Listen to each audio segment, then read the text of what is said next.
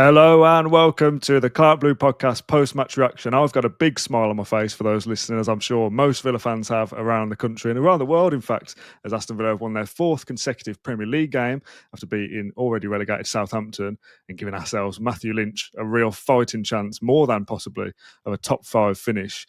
It's bloody exciting, isn't it, this football arc, mate?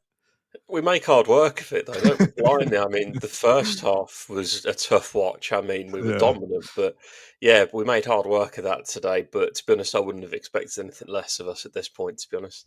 No, it never goes particularly easy from a Villa perspective. But to be fair, all that matters at this stage of the season is winning. And obviously, you need to play well for those wins to come, generally speaking. But from time to time, if you have to win ugly, and that's not what today was, by the way, we've got to slog out the first half and they've defended pretty well.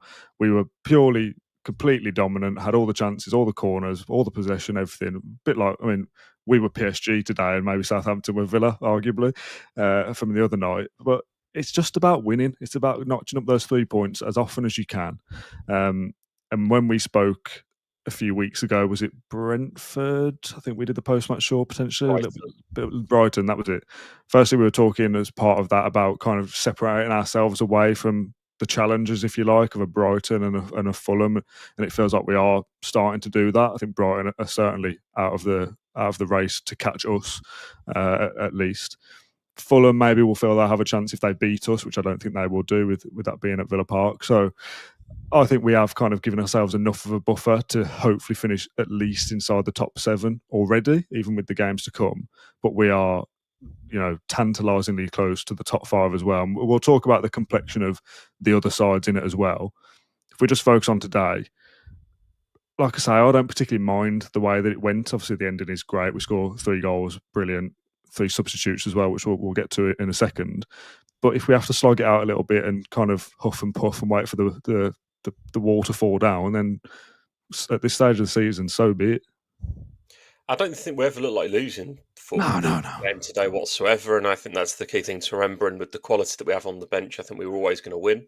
It was just a matter of if and when, whether it was going to be one scrappy goal or it was going to be 3 goals, of which the first one I'm sure we'll come on to was sublime. But yeah, for me, it was a really composed performance. I thought we kept sort of hammering down and waiting for that opportunity and limited them. I think there was a few shaky moments in the first half where I think Tyrone got his feet in a bit of a mess, but otherwise we looked really good. And yeah, I never feared the idea of us losing that football match, that's for sure. And in the end, I think the results are probably a fair reflection of what we saw. And obviously, it could have been 4 if it wasn't for 1 or 2 Asensio's penalty misses. But yeah, a really good performance, really composed. And look, that you could say old new manager bounce potentially there. They're the worst team, one of the worst teams the Premier League's ever seen in Southampton. But that's not to mean that it wasn't going to be a tricky match. And I thought they were really aggressive and really sort of shoved us a bit about today. And I'd argue, if anything, the ref didn't give us much protection to start off with. And perhaps we were a little bit shocked about how they did come out the traps, because they wasn't necessarily at us in one sense of the word, but they were very aggressive and forthright with us. And perhaps that wasn't what we were quite expecting to start off with, but I thought we dealt with that well, and from there we were really good. Yeah, I think there's always an element with these kind of games when they're so poor that hopefully they'll continue to be so poor and roll over. Villa will be 3 up at half time. Very comfortable, very easy. Villa can make changes, the game's won. And when it doesn't go that way and it's still 0-0 at half time and 0-0 after an hour or wherever the first goal comes, you do start to think a little bit, not that, well, we're going to drop points, because I felt all the way through we'll win. Like, I was completely confident we'll at some point we'll find a way. And the penalty is kind of the example of that. When you're a team down the bottom playing crap and you're already relegated, you defended relatively well for an hour and then you give away a stupid penalty and the game's dead. Then you've lost another game, and that's the kind of difference with these poor sides. That they'll always do something daft at some stage, you feel like. So I never thought Villa wouldn't score, and scoring 1 I felt would be enough to go on and win the game anyway. It's nice to kind of notch the goal difference up a little bit, as Slef says in the comments. Goal difference continues to improve, but as John and I said in the preview yesterday, there won't be many people that watch that, because I can't imagine most people are interested in a preview of Southampton. I think the goal difference is irrelevant now. Do you? I don't think there's enough time to fix that. We're on +3. Man City 20, Forest 13, Chelsea 17, Newcastle 13. So I know we play some of those sides, and if we beat Newcastle 3-0, for example, there's a 6-goal swing just there. But to make up that goal difference, to me now, to be a factor in deciding positions at the end of the season, I won't worry about it, because I don't think we're going to overturn 17 goals.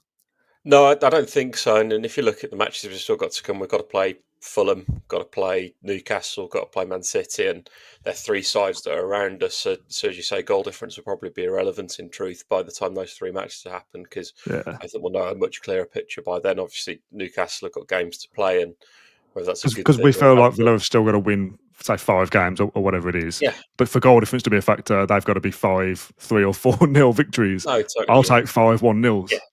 No, absolutely. And I think the way that I look at that as well is that we're in a position now where we're starting to set the tone a bit now. I mean, I know you, on the Q&A with Matt last week, you brought up our form this calendar year and how we were third perhaps at the time, but I'd imagine we probably moved up one. I think we're fourth. So probably moved up one given Forest results today. But from that perspective, it's the boost of having another clean sheet. I mean, as you say, I'd rather win 1-0 and have that clean sheet than win 3-1 in truth, because the confidence that breeds that defence, I know it's tweaked slightly today, but the confidence that brings by another clean sheet is everything at this moment in time. And I think for the solidity and that base of the spine of that team is what in truth we've been missing, where we've been a bit lacklustre in the last half an hour of games where perhaps we've been a bit shaky. But yeah, more recently it looks a lot more solidified. So yeah, I'd happily take the 1-0s over anything else. So a long and short way of saying it, the goal difference I'm not too concerned about at all. Yeah, Cannon says it might help to keep the chasers like Fulham at bay, which is a reasonable point. Like, I'm already of the mindset that Fulham, Brighton, etc. won't be a problem for us. But if they are, Villa's goal difference is +3, Fulham's is 5, and Brighton's is 2. So we are closer in a goal difference perspective to that chasing pack. So yes, in theory, that could be important. But I don't believe we will be looking over our shoulder anymore. I'm hoping that we continue to look forward and, getting ahead of ourselves here. But if you can take points from Newcastle and Man City, you're absolutely well within the conversation of a 5th place finish, which, I mean, not to get too ahead of ourselves, obviously it hasn't happened. But if it was to happen, last year was an unbelievable achievement to finish 4th and be up there all season. And obviously up until, January-ish, can we maybe be in a title challenge? And that was like well ahead of where we should be for the squad that we had at the time. But that was an amazing achievement to kind of hang on at the end and finish 4th, get back into the Champions League. Brilliant. To get back into the Champions League, which is not something that many clubs outside of the traditional big 6 clubs do, already great. But to couple that with a Champions League quarter-final, maybe further if Tuesday goes well, an FA Cup semi-final, that would surpass everything we did last season, to do all that and finish in the Champions League again. Yeah, I know obviously you say about getting ahead of ourselves here, but I look at it and go, the way Forest are stuttering as well at the moment, you have to think it's starting to become more and more in our hands. I think that the only people that can take it out of our hands are Newcastle, in truth, at this moment in time. Just by virtue of the fact they've got games in hand. I think that's the key factor there. And as I say, it's in our hands from that perspective. But, Newcastle have got to play Crystal Palace in the week. That's a really tough fixture. Yeah. And to be fair, if it wasn't for Man City suddenly turning into the Man City of old today, it would have been a very different result for Palace today. So you look at it and go, it's wide open from that perspective. But I think the destiny of it is in our hands at this moment in time. And I look at the teams around us and go, yeah, I think this is our moment now. And I think it's going to be a bigger period of time for us than it has been in the last couple of years under Unai Emery. I mean, the run that we went on to make the Conference League the other year was sublime. Last year we stuttered and huffed and puffed over the line, but I think this is the best squad, Premier League era squad, I'd argue, in my lifetime, definitely, I agree that with I've you. seen. And the depth that we have is crazy good. So good that I think that the rotation has been pretty spot on in terms of keeping legs fresh, and we just keep going on at this point. I think that I saw Monchi's comments in the week about how transfer business wasn't as such planned the way it's gone, but I think it's been a blessing in disguise. Duran popping off and Wendy going out on loan, it's been an absolute blessing in disguise for us at this moment in time, and I think that'll be the case come the end of the season as well. Yeah, just to confirm, John Ryan hasn't passed away. You mean popped off to another club? Yes.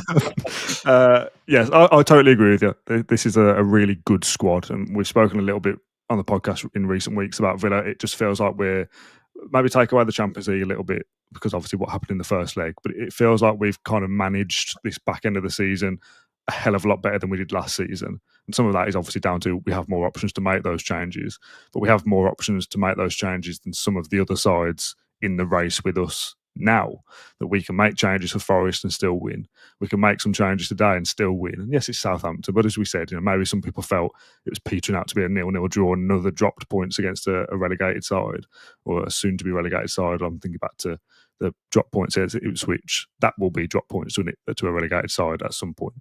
But we get the job done and we're professional and we just manage the situation. Okay, we need to make 3 subs and they score the winning goals. All right then. That's a squad game. That's literally what they're there for. Like, that's not like, oh, Villa have been bailed out by their substitutes. Well, yeah, that's kind of the point. Like, we've got a squad to change things, and that turned effectively a draw into a win at that stage, and a vital 2 points added on to our chase for the Champions League. So it kind of feels like we're either hitting form at the right time or just managing the situation better than some others. That if you were like last year with Forest, right, where they are now, pretty much they've been up there all year, but maybe they're going to wobble a little bit, and I'm still undecided about whether I think they will hold on to it or not. I think they've got some okay fixtures, and they probably only need a couple more wins. In truth, I think maybe 3. Yeah, I think they needed 9 points before they played us, and obviously they've lost 2 games. So yeah, they probably need 3 more wins. So yeah, we'll see about them, and we'll talk about the rest of them in a little bit. But I think if that was us last year, and somebody else was doing what we were doing now, winning 4 in a row, a fully fit squad, their subs are scoring the goals, they look fresh. They've also got the momentum of potentially a Champions League semi-final. They've potentially got the momentum of an FA Cup semi-final. I'd be scared last year looking at that club doing what Villa are doing this year. And I think all of this chasing pack of Chelsea, Man City, Newcastle, Forest having something to hold on to, I think they'll all be looking at Villa as the ones to be wary of maybe Villa will be the ones that sneak in because they've got momentum at the moment, and that's something that you can't really account for. No, you can't. And I look at it now at this moment in time, and I'd rather be in the position now where we're setting the pace, as I touched on before. I agree, yeah. I'd rather not be in the chasing pack at this moment in time, in the sense of games in hand to play. I know that we're the only side in the league that's fighting on 3 fronts still. But that's a testament to what Unai's created within that team, that we can do that, and we can afford to be in a position whereby we're rotating players. The fact that Martin's had a lot more minutes in the last couple of weeks is probably a testament to the fact that we're sort of really leveraging on that squad depth a bit more. The fact that we can afford to have Asensio on the bench and Watkins. And I think that the position we're now in, you look at a world whereby if Isak gets injured tomorrow, as he has done many times this season, by the way, then Newcastle are in a very different position. Not wishing that or anything like that, but I think it's more of the fact that the depth that we have is the concern. I think that these are the clubs will have around us. I don't think it's a concern of Villa in form. It's the fact that depth we have off the bench is probably unmatchable to any other team that are in this race at this moment in time, and that's the match winner. In the end of the day, I think that Forest have critically missed Chris Wood. I know he was back today, but they've missed him recently. And it goes to show the fact that I know they've lost today. They're in a bit of a wobble, as I say. But I look at the depth and go, I think that's the bit that should be feared by most, is the depth and the experience that we've got now in this team. They're battle hardened and ready to go in these situations. And I look at these next run of Premier League games and go, okay, I fancy us in every single one of them at the moment. Yeah, I totally agree. There's a comment here from Linux who says, I think we need 12 points from our remaining games to get into the Champions League. I'm not sure 12 would be enough. That would put us on 66, which is about the average for 5th over the last few years. So potentially it would be enough, but it's just so tight, isn't it? I suppose it depends where those 12 come from. If we beat Newcastle and Man City, that's match weeks where they're getting 0. So in that instance, it probably would be enough. If you lost to Newcastle and Man City, but then won the remaining 4, still 12 points, but you've lost ground to your rival. So in that sense, it probably wouldn't be enough. The Funky JJ says the pressure is all on the rest of them currently. If we keep piling it on, some of them might drop the ball, and all we can do is win and just hope they mess up. I don't mind that as a position. Like, I get if you're Forest, you've already got the majority of your points, and hopefully you're a couple of wins away from securing your position. But they look like they're faltering a little bit. Like that result today is a poor one at home to Everton in the 94th minute, and you just wonder what kind of reaction you get off the back of that. If their next game is, let's have a very quick look, so I don't say something silly. Spurs away. I mean, not easy. If It's they lose, anyone's guess, isn't it? if they But lose then you look again, at it, they've got Leicester after that, and you go, okay, there's yeah, your Leicester, first 3 Brentford, points. Palace, West Ham. Yeah, they've certainly got they've got 4 winnable games, and they probably need to win 3. So I wouldn't be surprised if Forest did do it, but I also equally probably wouldn't be surprised if they completely blew up and just kept losing, because sometimes that pressure can get to you. And Villa, all they can do is keep winning. That is literally as simple as it is. Beating Newcastle next week would be humongous. Probably a point against City would be decent enough because it's away, but if you were to win that's incredible. And then you go into that final running of Fulham, Bournemouth, Spurs and United, and they're all absolutely games that you could win all 4. So in theory, Villa win their remaining 6 games, they'll finish in the Champions League. Like, that's the task. Go and do your part. Just go and win all the games. And I know it's easier said than done. Well, that'd be 10 Premier League wins on the spin, But stranger things have happened, and all you've got to do is do your job, and that's what we did today. On the 3 substitutes, Marlon, apparently, according to Alex, has scored his 3 goals in just 88 minutes of football, which is pretty incredible. That's 3 goals on the spin for him, isn't it, with Brighton, Forest, and then today. The narrative around Marlon has completely changed, and to the side that I was hoping it would be, that he was just unlucky to begin with. He wasn't a bad player. He wasn't hated by Emery because he got dropped out of the Champions League squad. He's not crap. We didn't waste our money. All the kind of narrative of he must be fuming not to be in the squad, and he'll be looking to move away in the summer. He comes out and does an interview post-game at Villa Park saying, it happens, it's football, I was disappointed, but, it's about the team, etc. And then he scores 3 goals in 3 games in limited minutes. Looks dangerous when he comes off the bench. And I thought this was a game for him to start today. I was surprised that he didn't, because obviously he won't play Tuesday. But he comes off the bench and scores a goal, looks happy, celebrates in front of the away end. Like, it's all completely the opposite for Marlon, isn't it now? He's kind of this like mini success story of the last couple of weeks. I always said when this whole debate was going on, it was bonkers to suggest that there was any rift going on. It was ridiculous. But I look at it and go, his movement has been so good the last few weeks off that right-hand side. I mean, last week was an easy goal, but this week was even easier, I'd say. I mean, it's a great finish for the third, but the ball that got into him, he's done the defender for nothing. I think about a minute before that, he got the better of the defender. He had the defender on the floor in about 10 seconds. So it was inevitable that he'd get that goal, I think, again today. And the momentum that he's building is fantastic. And I've always said it, though, that was a happy accident in terms of that signing. That was probably a sign we probably planned for the summer. I'd hazard a guess, and it's just fallen kindly that we can get him in January. I think that Bailey's days are numbered. I know he was injured today. I do think that Bailey's days are numbered at this point, and I think that the proof is in how clinical Marlon's been. I know there was lots of rhetoric about the idea that Marlon's not in form. That Marlon's finishing's not great, but it's head and shoulders above what we're seeing from Leon Bailey on that side. And I don't like to compare Watkins and Rashford, for example, but I'd quite happily compare the end product of what we've had from Bailey this season and what we've had from Marlon in the last couple of weeks since he's joined us. Yeah, was that John McGinn's first league goal today, by the way? Believe so, yeah. I don't think he's in the Champions League, didn't he? He's not contributed enough this season for me. I think his performances as a whole have perhaps not been at the standard John McGinn would expect, but he's allowed a bit of a pass as far as I'm concerned in that regard. Yeah, it's nice for him to score. Like we say, the players coming off the bench and affecting the game is kind of what you want. Was the Watkins goal the first one? Yes. It was, wasn't it? Yeah. So he's the game changer. He's the one that's effectively gone on to win us the game coming off the bench. He's the first goal scorer. Talk a little bit about Rashford versus Watkins a little bit in terms of what they offer, but straight away comes on and scores. He also wins the penalty as well that obviously Asensio misses, which is also a little bit of a talking point. But the goal is lovely, isn't it? I know only Southampton.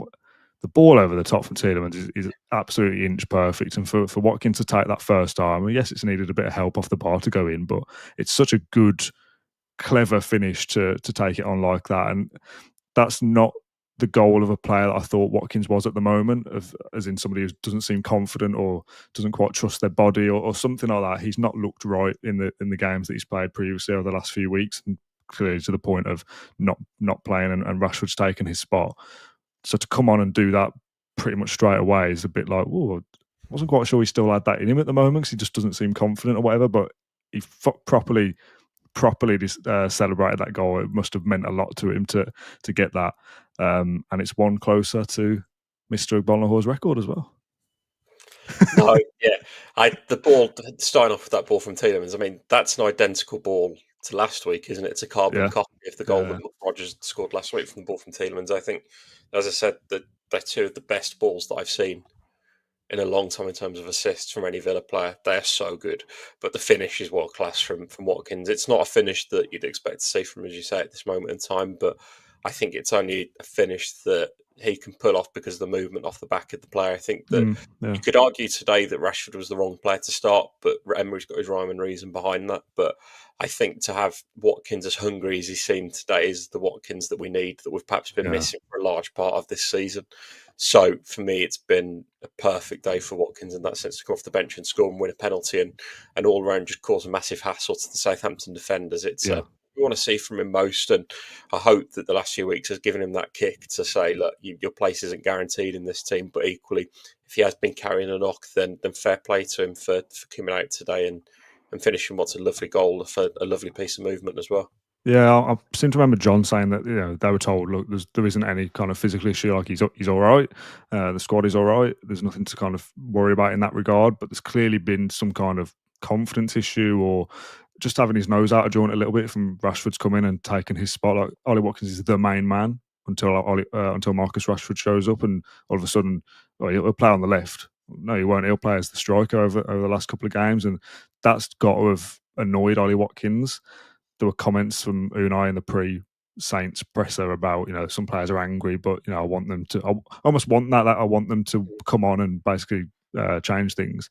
And that is, he didn't name Watkins, but you read between the lines, I'm pretty certain that is who he was referring to as being angry and wanting to come on and make the difference. So to do that, come on, change the game, effectively win the game, offer something different that Rashford does centrally as well.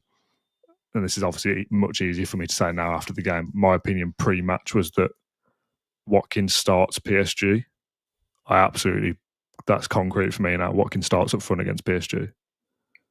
Yeah, absolutely. I think that's probably been in the game plan and script anyway, to be honest, in terms of the minutes that Emery's managed him on recently. I know obviously midweek is a little bit different, but his minutes have certainly been managed, and I think that's probably what he needed anyway. You forget he went to the Euros with England all the way to the final, didn't have much of a summer, and then he's done very well still this season in terms of return for goals, considering the minutes that he's put in his legs over the last 12 months. So I think he's been managed perfectly, I'd say. And the fact that if he's angry, that's the blessing in disguise and the sort of scripts that we want for the fact that he's hungry and ready to go. I mean, you'd back him now to surpass Gabby's record this season and go on from there. And whatever happens at that point is brilliant. But for me, at this moment in time, it's a nice problem to have anyway, that you've got these options. And yeah, you'd back him to be starting against PSG, that's for sure. And also, you answer the boss's call, don't you? If you're on the bench because I back Marcus Rashford at the moment, but you'll get your chance, you'll get your opportunity. Yeah. He's come on, he's taken it, he's scored, he's done what is asked of him. So I think he deserves to start Tuesday. And then, an informed Ollie Watkins when Villa need to win games, and it's kind of this do or die situation, excites me because it feels like he's that kind of player that, right, it's your time now. Forget everything else that's gone before it. You're going to start up front for the final five. You go and get us into the Champions League then. That's your task. Go and get us to the FA Cup final. And I'd prefer Rashford off the left anyway, in my opinion.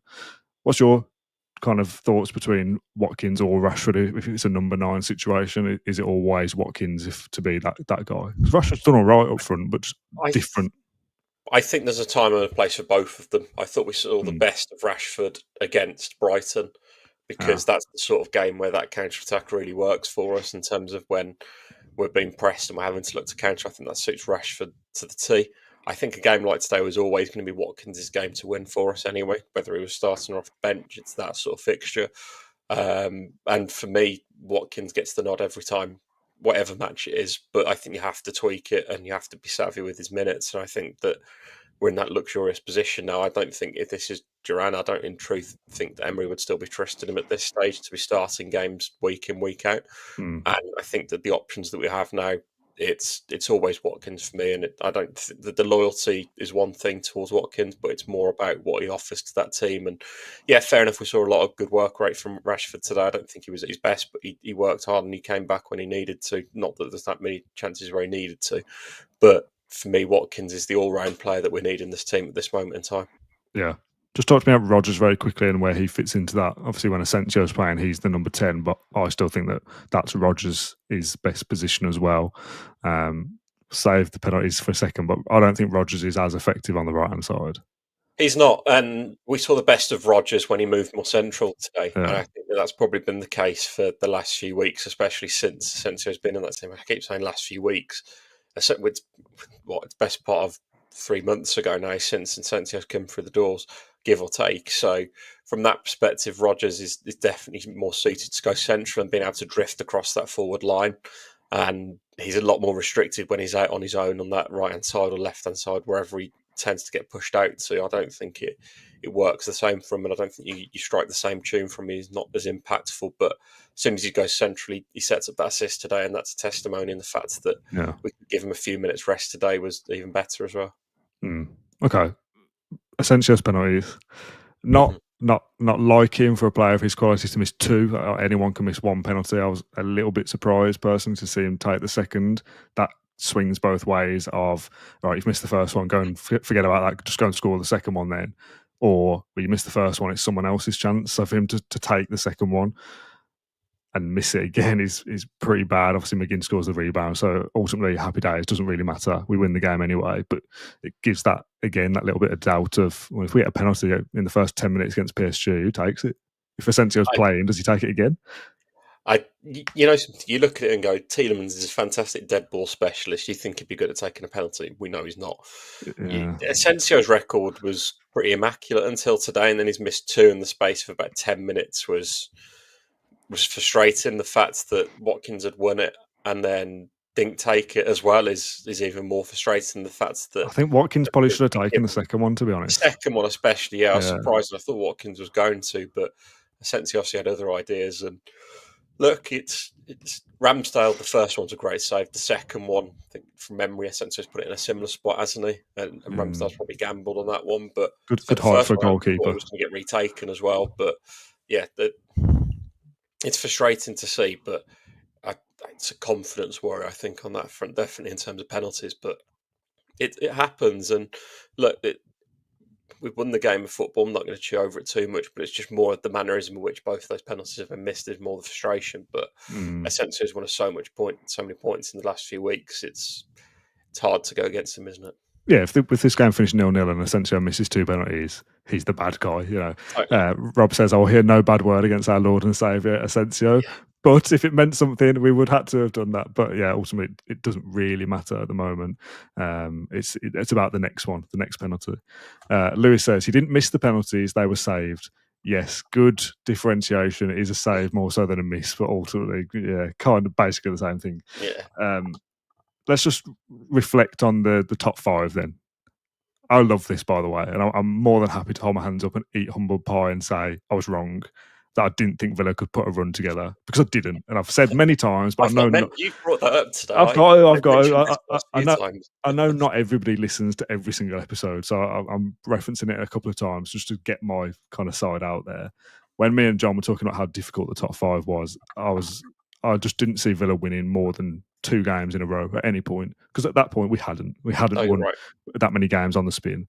So to suddenly suggest we're going to win 4 league games on a spin, regardless of the level of the opposition or whatever, 7 games in all competitions before PSG, I just didn't see it. We're a good team, but we weren't capable of that consistency. Was my difficulty, that we'd win a couple, then we'd maybe lose 1 and draw 1, and it'd just be a step too far. And potentially, things change very quickly. It's still 6 games is a decent chunk of football. It's 18 points to play for. Maybe we don't still finish in the top 5, and we finish 6th. Champions League quarter final, FA Cup final, maybe, and that's still a good season, But we are now well within a shot, absolutely, of the top 5 in the sense that as of Saturday evening, we're actually 5th. I know there's Chelsea and Newcastle have 1 game in hand. Newcastle have 2. Come on, Man United tomorrow. Second week in a row we've said that. No, it's disgusting, isn't it? There's a comment earlier on that I've missed it because it was a while ago. Marine Boy, Everton hold the keys to top 5, which made me quickly check their fixtures. And of their 6 remaining games, they play Man City, Chelsea, and Newcastle. So come on, Everton as well. Please get some points in those games. Crystal Palace also play Newcastle, don't they, as well? So again, come on, Palace, but not or Wednesday night, but not at Wembley.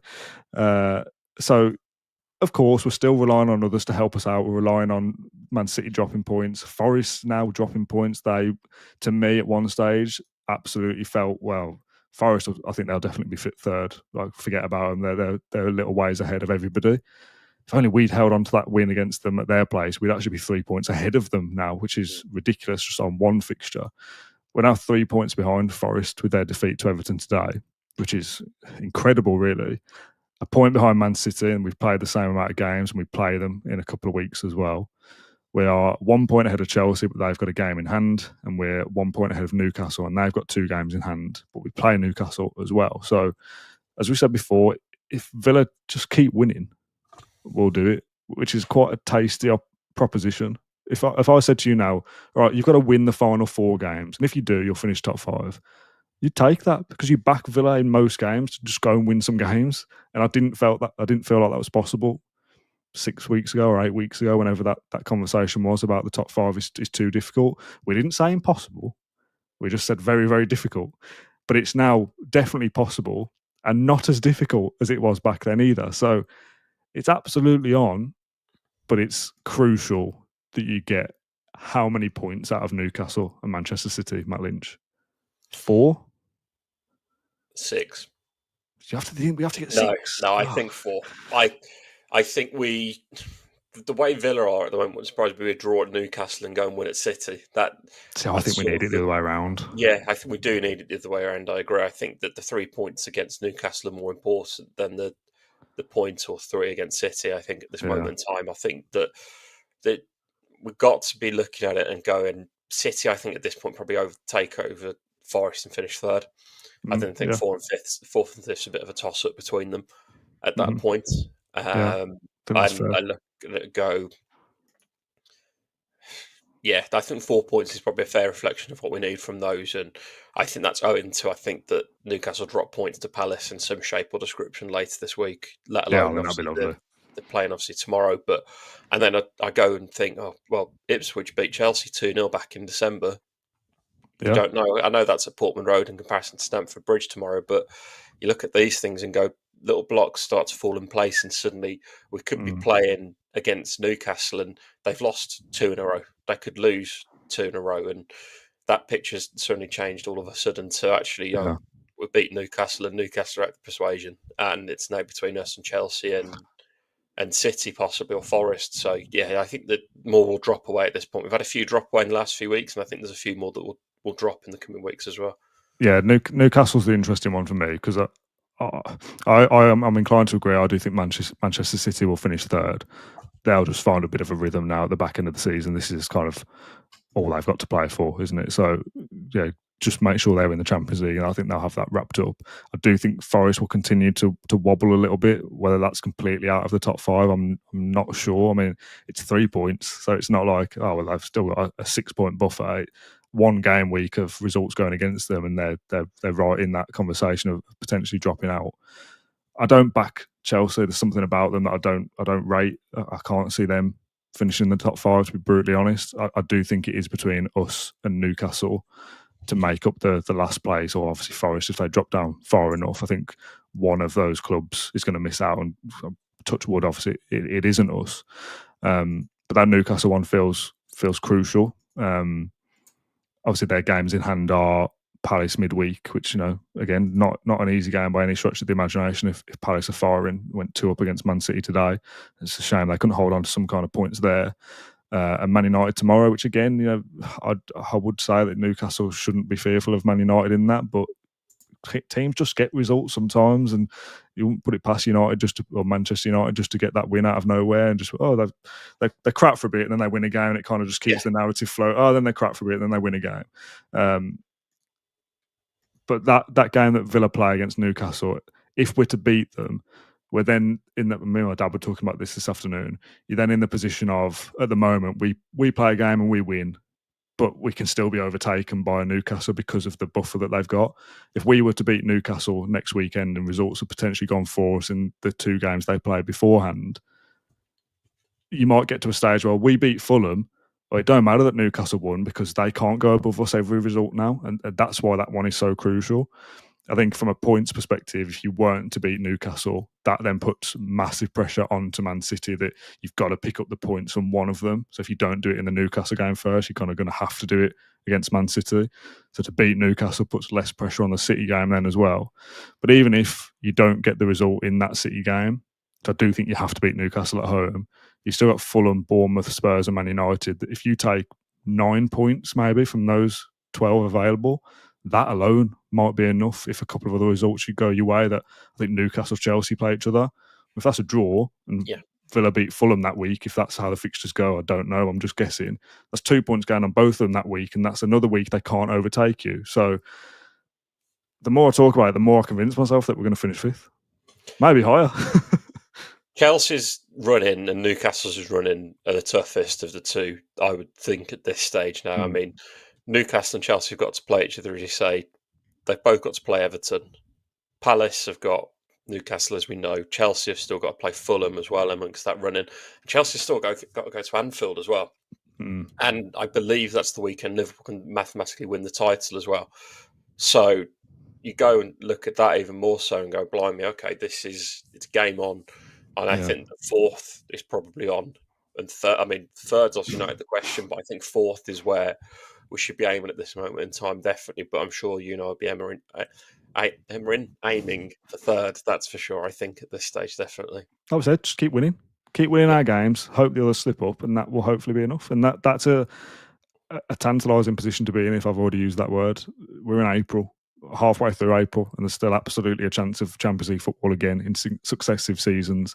There is the potential to maybe overturn a quarter-final 3-1 defeat to get into the semi-final this Tuesday. There is still an FA Cup final to fight for. Like, this is dreamland season territory in a year that up until maybe February-ish felt very stop-start and very meh, and we win a few, we lose a few, we're okay, we're mid-table, but Champions League's going pretty well. It just felt really odd.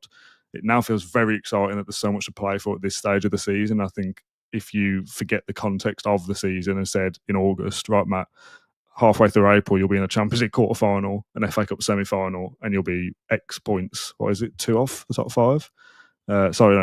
2 points off 3rd. You'd go, yes, please. I don't care what's happened to get to that stage, but that it's all to play for with 6 games to go, and that's it's massive, absolutely massive. We're going to do it, aren't we? I'm fully convinced now.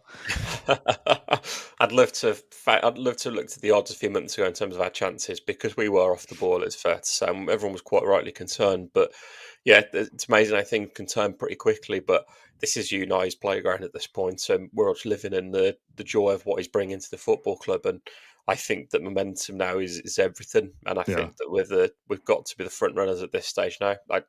I think, to be honest, in truth, take City out of this picture for the time being. I think this is between us, Newcastle, Forest, and Chelsea, and I think 2 more of those drop away by week and a half's time. But that point would have played Newcastle and Man City, and in that time, I think Chelsea would have taken on Liverpool in that time as well, maybe. So I think it's a much more clearer picture in a week and a half's time anyway, that's for sure. I mean, us and Forest are the 2 perfect examples of how quickly things can change. That, again, me and my dad were speaking before, you'll see like these Opta supercomputer predictors of who's going to finish in the top 5. And at one stage, Forest were about, 80% or something to finish in the Champions League, and Villa were, 4 or 5% or something ridiculous. That was only about a week and a half ago. Yeah, it wasn't long ago. So I don't know what those figures would have it as now, but the points are so close that anyone between Forest, Villa, Newcastle, and Chelsea have got to be very close percentage-wise to getting into it, because it's a flip of a coin pretty much for any of them. And if I said to you now, take away and this is stupid, it's a stupid point, take away your affinity to Villa, which I know is a stupid thing to say, but you just look at the clubs and what each club is doing, which club has X manager, what squad available, and the momentum of the form that they're currently on. If they were all just grayed out. They had no club badges or names or anything. They just said pick the one that looks like they've got the best chance. That would end up being Villa. And I think Forest are probably the least likely on the momentum and the form and the experience of doing this kind of stuff before. It's crazy how quickly things change. It really is. Opta supercomputer still ranks us as the outsiders, interestingly. Does it? I'm surprised by that. 4.4% third, 8.5% fourth, 14.5% fifth. Oh, it's only 14% chance we'll finish fifth when we're fifth now. Supposedly, they've taken into account Newcastle's game in hand, because Newcastle are at 23.9% for third and fourth, and 20% for fifth. And That's Chelsea, crazy. because of their game in hand, have got a 20% chance of fifth and 14% chance of fourth. But I take that with a pinch of salt because of the game in hands that they factored. But Forest have got a 25% chance on third, fourth, or fifth, apparently. So. Wow. But I'm not totally convinced on that just yet, obviously, because there's a few more matches to level things out. But yeah, I would take that with a fistful of salt, never mind a pinch of it. You're right. 2 weeks' time, when Villa go into that FA Cup semi-final, we'll have a much better position going into the game. Is top 5 actually on here? If we've beaten Newcastle and Man City, absolute dreamland scenario.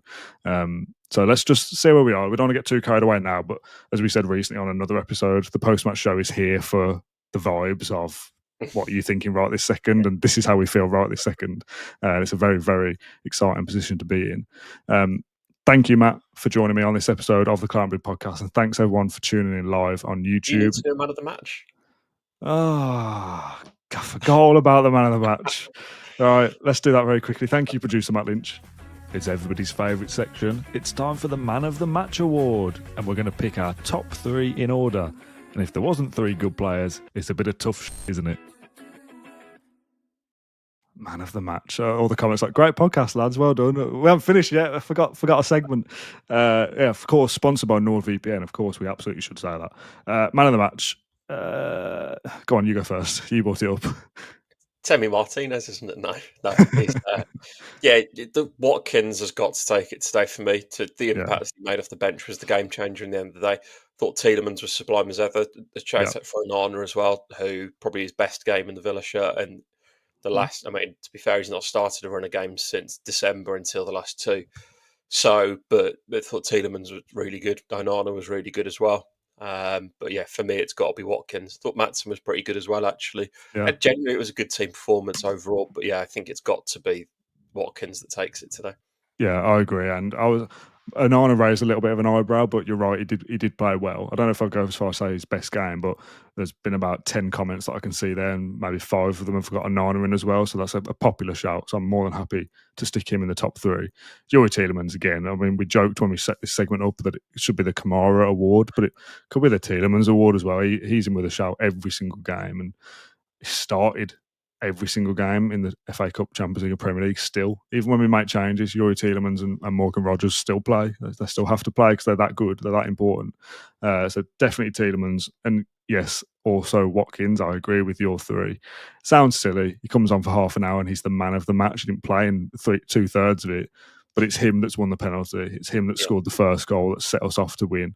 And given everything we spoke about before about maybe some fitness concerns or confidence issues potentially, for him to come on, maybe be a little bit disgruntled or whatever, but come on and change the game and win the game. Maybe now he starts against PSG and maybe he wins the game there as well.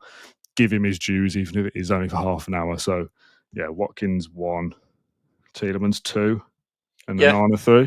Yeah. Okay, good. I'll make a note of that after. Thank you, producer Matt Lynch, for reminding me about a crucial segment of the episode. Sponsored by NordVPN. And they'll be on the blower to you as well for your commission for remembering the sponsored segment. So, yeah, buzzing with that. Right.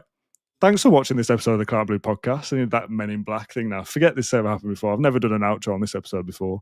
If you watched it on YouTube Live, thanks for getting involved in the comments as well. If you're watching on Catch Up, you can scroll down and leave your thoughts as well. Likewise, you can leave comments on Spotify. The comments now are just full of like old Villa players. Simon Dawkins, Peter Enkelman, Nicholas Elenius, Marlon Harewood. I don't know what's going on. I've clearly missed something.